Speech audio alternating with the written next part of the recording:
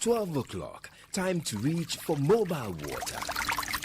Mobile water, unique in every way. Citi Prime News at 12 midday. Updates you on all the running stories and connects you to the newsmakers. Citi News.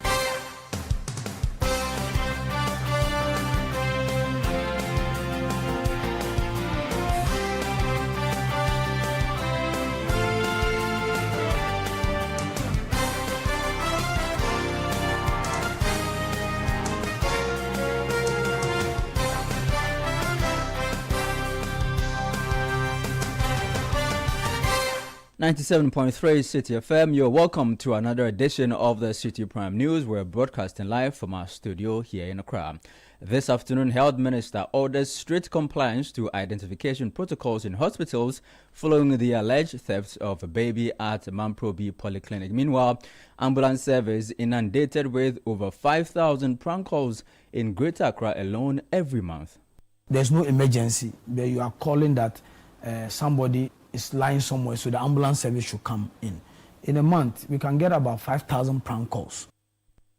Also in this edition of the Citi Prime News, Finance Minister Kasiel Atufosin to meet members of the Minority Caucus today as they oppose government decision to cut cocoa prices. And later, Ghana seeks international arbitration over maritime boundary dispute with Togo.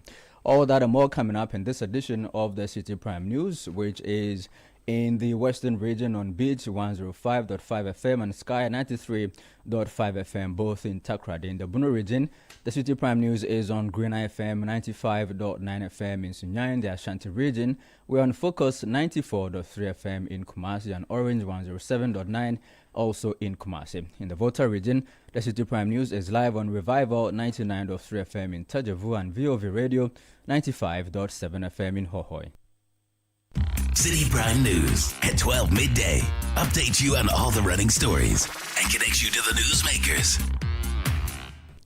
I am Charles Osukumi, grateful to you this afternoon. Let's begin with health. The Minister for the sector, Kwabena Minta Akando, has paid a working visit to the Mamprobi Polyclinic following a baby theft incident at the facility on Tuesday. He urged management to strictly comply with directives issued by the Ghana Health Service, stressing that staff must wear their name tags at all times within the facility. The minister also called on all health facilities to establish close working relationships with nearby police stations to enhance security in the wake of such incidents. Apart from the tagging, which is part of the clear protocols of identification of patients and, in this case, babies, name tags should not be taken off at the ward level. Name tags, both the parent, the mother, and the baby, should be taken off at the security gate, at the exit. That's why you take the name tags off. After going through all the protocols, settling your debts, and you are exiting the health facility. That's where the name tags must be taken off. And that is one of the reasons why, or that is one of the means why we can avoid the incidents of baby swaps. We hear this a lot. Stealing of babies and people complaining that no, this is not my baby. In some cases, they come from the identification of the babies. So tagging babies and tagging parents are very, very important in under these circumstances. So these are the few ones. There are more. For example, I have told them that, look, I do not want to go to any health facility and I see a bare land, red soil. No. That place must either be paved, tarred, or you must plant grasses, flowers. You heard the voice of the Minister for Health, Kwabena Minta Akando. In a related development, the Member of Parliament for Ablekuma South, Alfred Okuvandapoy, appealed to the Health Minister to expand the facility's labour, postnatal and recovery wards to enhance service delivery. Our request is to expand it to all the way because of the intake is so big. So if we can expand this to the back, then Mamprobi, Ablekuma Central, Ablekuma West, all serve much better. That was the Member of Parliament for Ablekuma South, Alfred Oko Vanderpoy. Well, still in the health sector, the Greater Accra office of the National Ambulance Service says prank emergency calls are overwhelming operations with about 5,000 false alerts each month. Speaking to Channel 1 TV's Breakfast Daily, Greater Accra Regional Manager Daniel Asari said the surge is congestion the dispatch center and delaying responses to real emergencies. Okay, so prank calls normally happens when you raise a false alarm. There's no emergency, but you are calling that somebody is lying somewhere, so the ambulance service should come in. In a month, we can get about 5,000 prank calls at the dispatch center. Greater Accra? Yes, where people will call and say that, oh, I've eaten, I'm tired, come and pick me to the hospital. Some will even call and check whether we have come on duty. So people just, the line is toll-free line. So when you call, there are no charges. No. It affects also our call. It also brings congestion in terms of... Yeah, but as a service, there's a policy that we are not supposed to refuse any emergency. True. Anytime a call comes, you gotta pick it up. We are supposed to pick it because you don't know who needs your attention. So we don't refuse any. You heard the Greater Accra Regional Manager for the National Ambulance Service, Daniel Asari, addressing the overwhelming nature of prank calls faced by the service each month. Well, still in the health sector, the Kumawu Government Hospital and the Kumawu District Health Directorate have set up an investigative committee to investigate an alleged assault on a doctor by a pharmacist at the facility.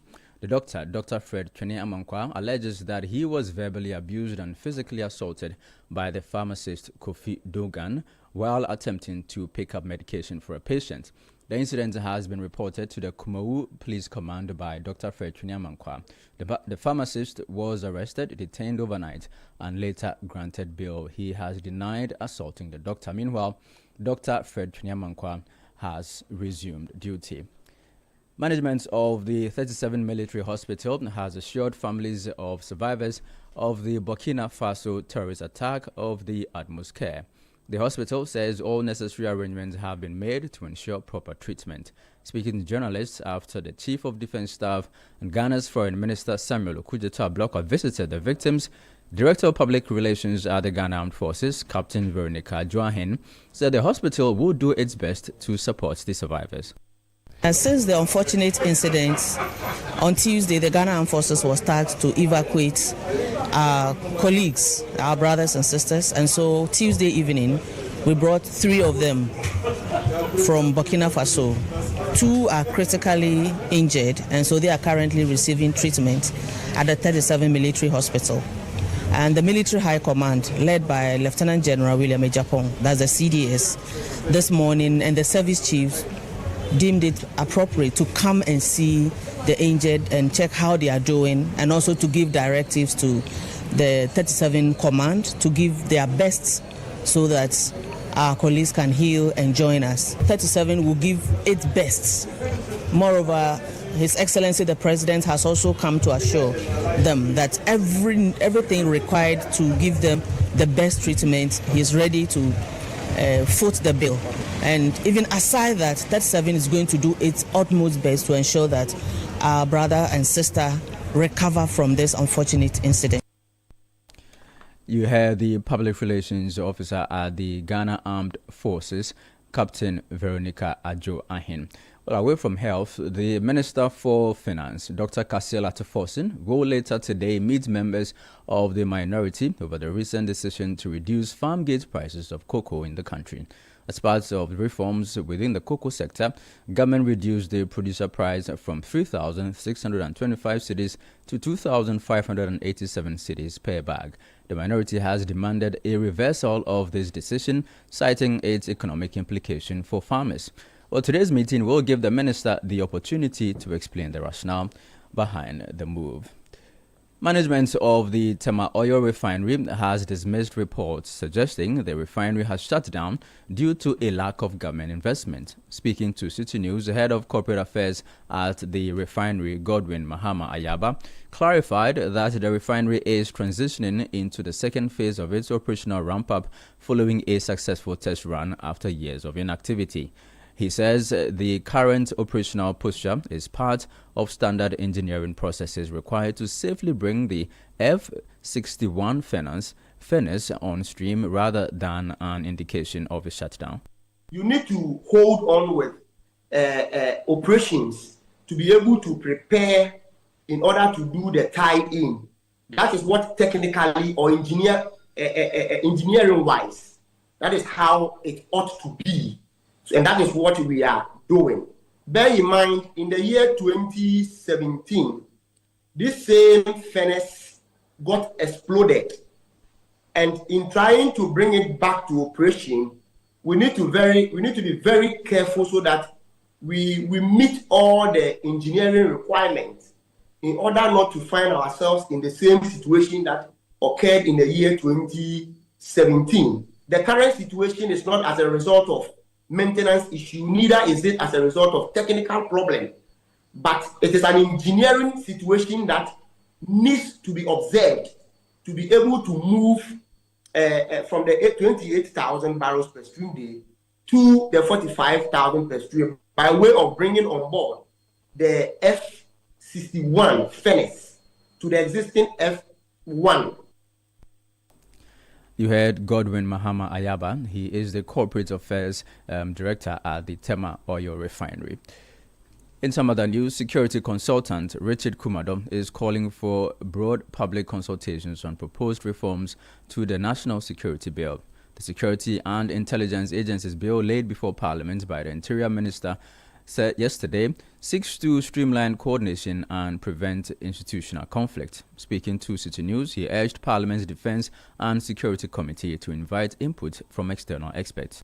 What they are trying to do now is to take away the identity, reverse it back to a position where there wouldn't be the position of a minister, and straight away you have the National Security Coordinator. For some of us who have worked with the BNI for many years, why would you want to change the name of the bureau into NID when you have a bank that runs the same name? It doesn't make sense. It wasn't properly thought. There was no strategy and there was no strategic thinking. You put the lives of the operatives in danger. Nobody changes the name of the FBI or the CIA, and nobody changes the name of the MI5, MI. When the BNI has a solid brand, was a solid institution for all these years in making sure that national sovereignty guarantees are achieved by providing the appropriate intelligence. So we have advocated, some of us advocated for the past 7 years, that change back the name to BNI and let it remain so. I think they need public education. The two committees need a lot of public education. These are politicians who might not have the expertise. And I have a problem when you have politicians taking decisions when it comes to National Security Council institutions. You heard the voice of Richard Kumado. He is a security consultant. Now, lawyers for the Ashanti Regional Chairman of the New Patriotic Party, Bernard Entwi-Boesiakun, popularly known as Chairman Wontumi, have filed a submission of no case in his ongoing illegal mining trial. The application was filed after the prosecution closed its case. Chairman Wontumi and his co-accused are standing trial over claims that they transferred mining rights in respect of a Akunta Mining Samraboy concession to a third party without approval from the minister responsible for mines. Lead counsel for Chairman Wontumi, Andy Appiah-Kubi, spoke to the media after court proceedings. We have filed a submission of notice. So the matter has been adjourned to a 10th March. Okay. Whether or not a prosecution will file response to that is certainly up to them. If that is done, and we will also be there. If we will be able to respond to that, we will do. If not, then we'll come for a ruling. We'll come and take a date for the ruling and submission of no case. So for now, the submission of no case is a public document because we have filed it. That was Andy Appiah-Kubi, the lead counsel for the NPP Ashanti Regional Chairman Wontumi. This is still the Citi Prime News on 97.3 Citi FM, broadcasting from our studios here in Accra. In the northern region, we are heard live on Radio Bimbila 91.9 FM. In the Upper East region, we're on Quality 88.7 FM in Garu and Mike 105.3 FM in Navrongo. In the Upper West region, we're on Tinsung 97.3 FM in Wa and Drapa 96.1 FM. Still ahead in the bulletin, Ghana seeks international arbitration over maritime boundary dispute with Togo. We have details of that and others coming up shortly. Please don't go away. Citi Prime News at 12 midday. Updates you on all the running stories and connects you to the newsmakers. Are you ready to revolutionize the future of agriculture? The Ministry of Trade, Agribusiness and Industry, in partnership with the Ghana Exim Bank, proudly presents the Ghana Agrotech Fair 2026. The fair will feature exhibitions, market linkages, masterclasses, and workshops on climate-smart farming, digital tools, and export development. Join us at the Black Star Square from March 17 to March 19 at 9 a.m. each day. The President of the Republic, His Excellency John Dramani Mahama, will be assisted by the Minister for Trade, Agribusiness and Industry, the Honorable Elizabeth Ofusui-Jari, and the Chief Executive of the Ghana Exim Bank, Honorable Sylvester Adina Mensah, to open the fair. Government agencies, agrotech firms, startups, farmers, financial institutions, and the general public are all welcome. To exhibit or for inquiries, call 0559 679326 or 0242 585419. Media partners: Daily Graphic, Media General, Radio Gold, Citi FM, and Channel 1 TV. Ghana Agrotech Fair 2026, transforming agribusiness through local innovation and technology.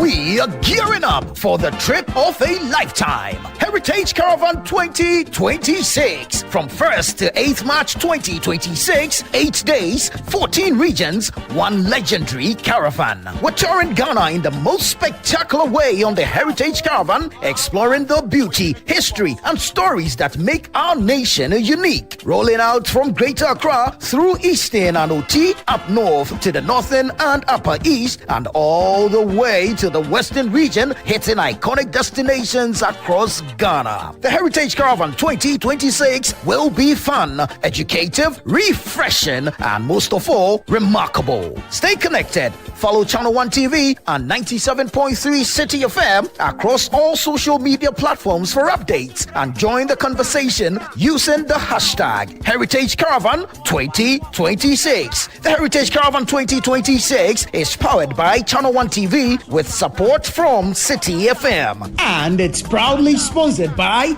Holland Insurance, Piva Beverages, Omni Basic Bank, Caveman Watches, Gino, Didi Shito, Goyle, Minimi Achumo, and Admi Granite Paste. And it's supported by Nanas Rice. Heritage Caravan 2026, experience Ghana like never before.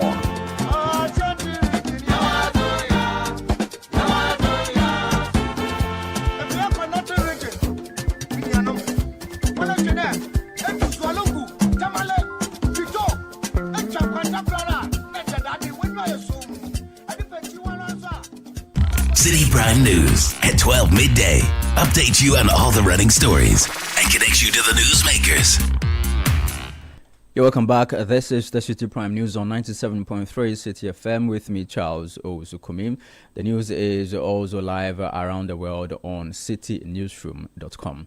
In some other news, Ghana has formally served Togo with notice of its decision to seek international arbitration to delimit the maritime boundary between the two countries. According to government, the move will see the boundary dispute referred to arbitration under the United Nations Convention on the Law of the Sea, the legal framework that governs maritime boundaries and ocean resources. The decision follows 8 years of bilateral negotiations aimed at reaching an agreed maritime boundary. Despite sustained efforts by both sides, the talks have not produced any mutually accepted outcome. In a statement, government says it opted for arbitration to prevent further incidents that have created tensions between some institutions of the two neighboring countries. Away from that, the Center for Democratic Development, CDD Ghana, has described the first year of President John Dramani Mahama's second administration as one marked by promising signals constrained by structural realities. Speaking on the sidelines of a stakeholder engagements on the CDD report on the president's first year in office, the Director of Policy Advocacy, Engagements and Partnerships at CDD Ghana, Dr. Kojo Pumpuni Asante, commended the government's stabilization drive. However, he noted that the report also highlights significant implementation gaps across governance, anti-corruption and environment sectors.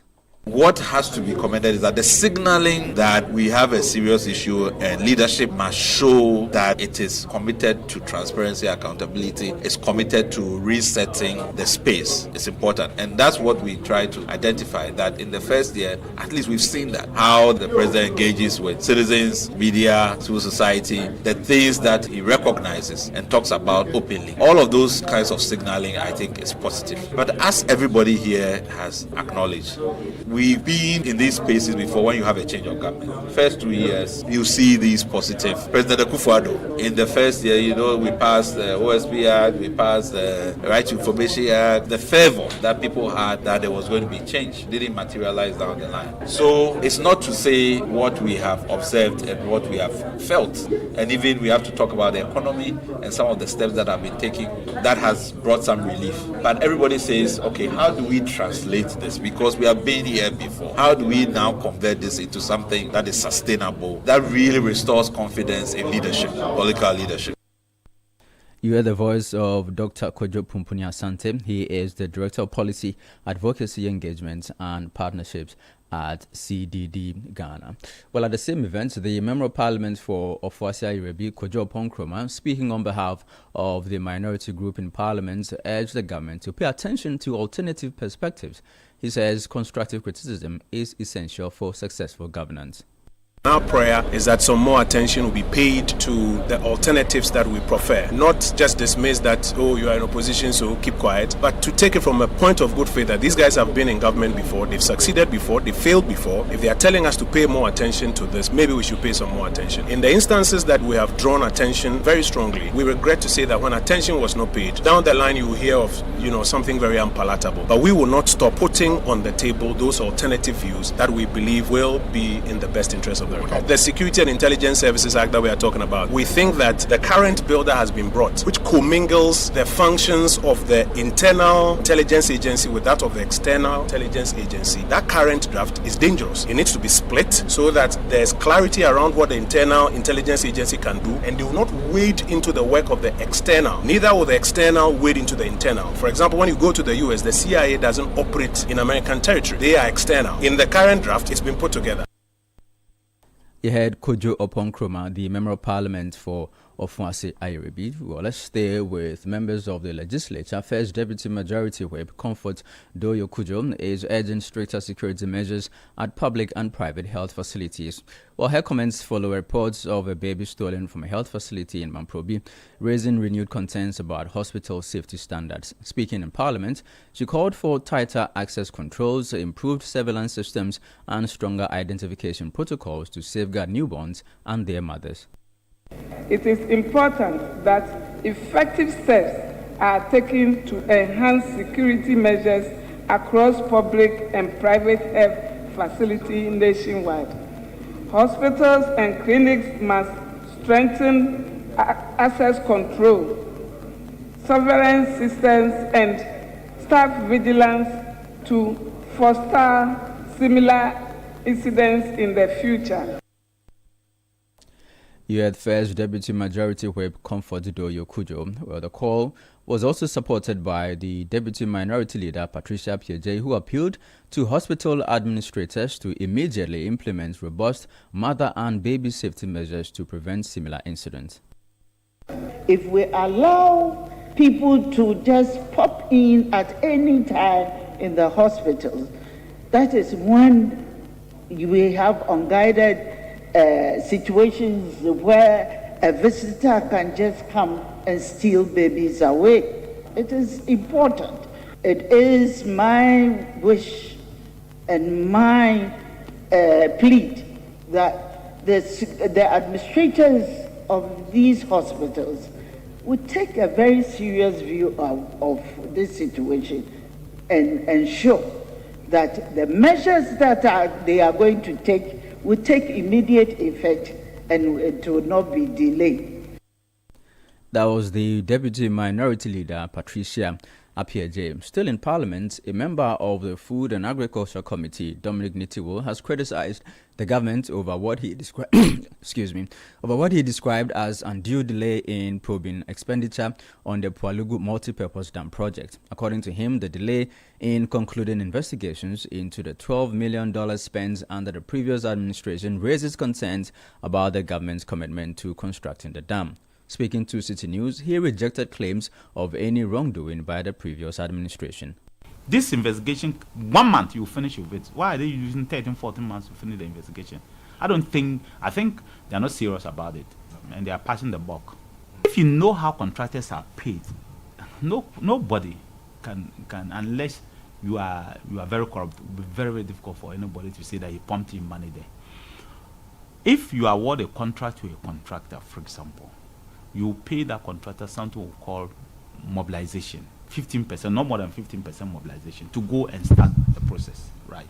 And then that contractor, before that 50 mobilization is paid, there's something we call bank guarantee or insurance guarantee. So that money is not for free. You have to guarantee it. So if that work is not done, your government can pull his money back. So you don't lose any money. At no point in the Ministry of Defense did I award a contract to any contractor and pre-gave the contractor money with that guarantees. And it's like that everywhere. So there was a guarantee. So if, for example, government feels that the work was not done to satisfaction, obviously they would have pulled it out. You heard a member of Parliament's Food and Agriculture Committee, Dominic Nitiwo. Now, the Criminal Investigations Department of the Ghana Police Service in the Ashanti region has summoned the director of the Royal Nursing College. This follows the closure of the institution for operating without the required accreditation. More than 800 students were left stranded yesterday. The wife of the school's director and another management member who were picked up by the police yesterday have since been granted bail. The leadership of the Student Representatives Council says the entire student body is traumatized. Solomon Asamoah Jr. is the Chief Justice of the school's SRC. After the incident yesterday, we spoke to the administration and they came to address the students. From what they are telling us, I think they will be meeting the GTEC and other people present. So today we are waiting. I think we have today to Monday to hear from them, then we know our fate. But as it stands now, our plea is, we, those who admitted from 2024, we wish they would do something about it. And from the GTEC boss, he was saying that's the third year, which is not true. Because it's supposed to be from level 200, because the level 200s were admitted somewhere May 2024, if I'm not mistaken. And with the first years too, they've wasted enough money already. And we are pleading, if there's something they can do to extend the period, we will do things right. I think that would be better for the students now. That's our pleading right now. What's the general mood among the students? Clearly, looking at the environment as it stands now, it feels like there's nobody here, but they're inside. Everybody is down, and parents who are HPT patients can't hear this. And this is the situation. Media houses were present yesterday, so they fed everything. So some people can't even go home as it stands now. What are you going to tell your parents? The school I went for 3 years, I'm not getting certificate. The school I went for 2 years, I'm not getting certificate. This is painful. So most people are down. That was Solomon Asamoah Jr. He is the Chief Justice of the Student Representative Council at Royal Nursing College. Well, let's stay with this particular story. Middle Belt Bureau Chief Hafiz Dijani has been following it for us since yesterday. He joins me on the telephone. Good afternoon to you, Hafiz. Thank you for your time. If you can just briefly give us an update on the students. You have visited the school. Have they all left the school yet? Well, so for those within Kumasi, they left since yesterday. Others are also preparing to leave, except that they are still waiting on the GTEC to hear some positive response from them, because there was some assurances with conditions attached to it about transferring and making other institutions absorb them so they can continue with their education. For most of the students, they are so traumatized, they don't know what to do.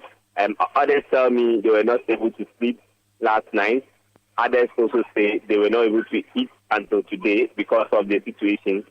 Some are also saying that they have not been able to tell their parents about what happened because they don't know how they will take the news. So they are just waiting for things to go down so they can briefly inform them. Others also said that their parents and guardians heard the news through the news before, through the media, and then called to confirm about the incident. But some of them are still on campus, just crying disappointment and also the kind of sadness they are still carrying. All right, briefly, on the criminal investigations, we understand that the director of the school has also been picked up. Yes, so yesterday when the GTEC officials came with the police and after closing down the school, they had invited or picked up the wife of the director because she was present and one of the management members who joined them to the police station. So they were asked to write their statement. Their statements were taken and they were granted bail later in the day. But the director came today and then he was invited also. So currently he is with the police at the Central Police Command or the Regional Police Headquarters with the GTEC officials. All right, thank you very much. That was Hafiz Tijani. He is Middle Belt Bureau Chief. Well, that'll be all for this edition of the City Prime News, which has been live from our studios here in Accra. For more news, log on to our website, citynewsroom.com. I am Charles Osukumi. Thank you for your time. City News, we speak first. Reach our hotline on 0302 224959 and get interactive on Facebook, City 97.3 FM, and on Twitter at City 973.